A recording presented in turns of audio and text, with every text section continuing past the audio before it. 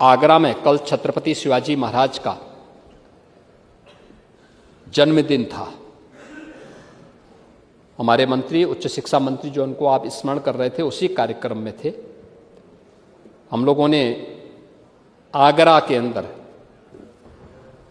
जो कभी मुगल शासकों ने हिंदू बहन और बेटियों की इज्जत के साथ खिलवाड़ करने के लिए मीना बाजार बनाया था, वहाँ एक मीना कोठी भी थी। हम लोगों ने इसको पूरे अपने उसमें ले लिया है और हम वहाँ पे छत्रपति शिवाजी महाराज का भव्य स्मारक बनाने जा रहे हैं।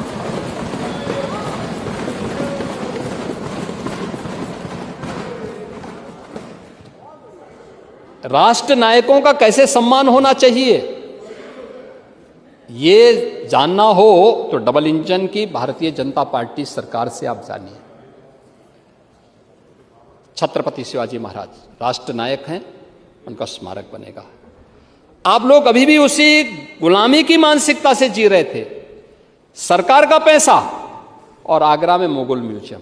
हमने कभी मुगल म्यूजियम क्या होता है जी, उसका नाम छत्रपति शिवाजी महाराज के नाम पे होना है और उसी को हम लोग आगे बढ़ा रहे हैं। और म्यूजियम भी वहाँ पे तैयार हो रहा है और छत्रपति शिवाजी महाराज और राष्ट्र नायकों का ही सम्मान होगा, उनकी स्मृतिकाएं वहाँ पे लगेंगे। उन कार्यक्रमों को हम आगे बढ़ाने जा रहे हैं। इसके साथ ही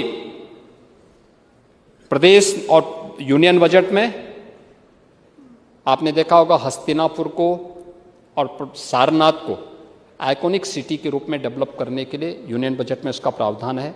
और प्रदेश सरकार ने भी श्रावस्ती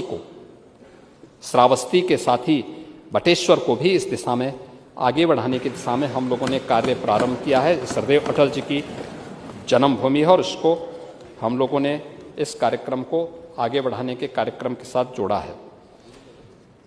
तमाम अन्य कार्यक्रमों के साथ ही मुझे लगता है कि आज के दिन पर अभी बागपत में पुरा महादेव का मंदिर है, वहां पर एक अंतर्राष्ट्रीय योग और आरोग्य केंद्र के साथ साथ आदि योगी की भव्य प्रतिमा की स्थापना का कार्य और बड़ा वहां पर एक सेंटर स्थापित होने जा रहा है।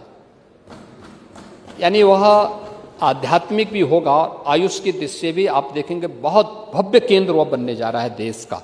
और एक पुरा महादेव में बागपत के अंदर हम लोग इस कार्य को पीपीपी मोड पर आगे बढ़ाए हैं।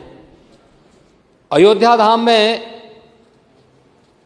मंदिर संग्रहालय, एक म्यूजियम भी बनाया जा रहा है, जहां पे देश के अंदर मंदिरों की आर्किटेक्चर को लेकर के, भारत के अंदर किस प्रकार की आर्किटेक्चर रहा है पूरे देश के अंदर, उस दिशा में एक भव्य कार्यक्रम टाटा सन्स की ओर से वहां पर सरकार और टाटा सन्स के साथ एमओयू हुआ है। उस कार्यक्रम को वो आगे बढ़ाने जा रहे हैं।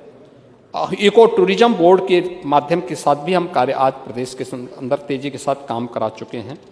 हम लोगों ने इस बजट में भी मुख्यमंत्री पर्यटन संवर्धन स्कीम के अंतर्गत भी धनराशि की व्यवस्था की है, जिसमें माननीय जनप्रतिनिधियों के प्रस्ताव पर उनके विधानसभा क्षेत्र के किसी भी पर्यटन केंद्र के विकास के लिए धनराशि देने का प्रावधान है और हर एक क्षेत्र में हम लोग इसको करते हैं।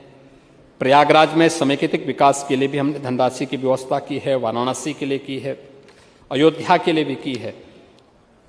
और इसके साथ ही अन्य तमाम हम लोगों ने जो तीर्थ विकास क्षेत्र बनाए हैं, अयोध्या, नैमिषारण्य, बिंदु क्षेत्र, ब्रज तीर्थ विकास परिषद, इन सभी के लिए भी हम लोगों ने व्यवस्था की है। अयोध्या, वाराणसी, प्रयागराज, सारनाथ या अन्य तीर्थ स्थलों पर महत्वपूर्ण पर्यटन केंद्रों में महिला गाइड के विशेष प्रशिक्षण और लाइसेंस शुल्क में भी सरकार इसमें छूट प्रदान करने की व्यवस्था करेगी और सरकार इसको अपने स्तर पर प्रयास करेगी कि उन्हें छूट मिले और वो कार्य लाइसेंस उन्हें प्राप्त हो सके और महिला गाइड भी वहाँ पर लोगों को वहाँ पर प्रशिक्षण दे सकें, लोगों को गाइड कर सकें। इसके बारे में सरकार वहाँ पे कार्य करेगी। इसके साथ ही प्रधानमंत्री मुद्रा योजना के अंतर्गत होम स्टे स्थापना हेतु 2 लाख रुपए तक का कोलेट्रल फ्री ऋण उपलब्ध कराने का प्रस्ताव भी सरकार ने पर्यटन नीति के अंतर्गत प्रदेश के अंदर यहाँ पर की है।